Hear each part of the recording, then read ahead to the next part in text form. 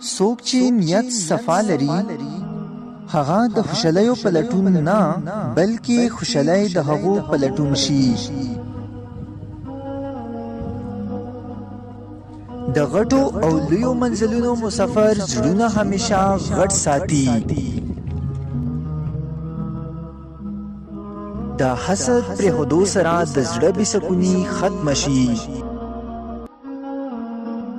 څوک چې د ایمان حفاظت نه کوي د هغو ایمان ختم شي او څوک چې د زبان حفاظت نه ساتي د هغو رشتې ختم شي.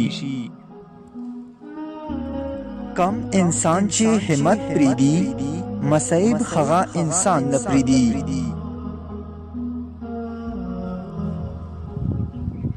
د وخت بدترین عذاب دا دی چې یو انسان د بل انسان د غم او تکلیف نه ناخبره شي.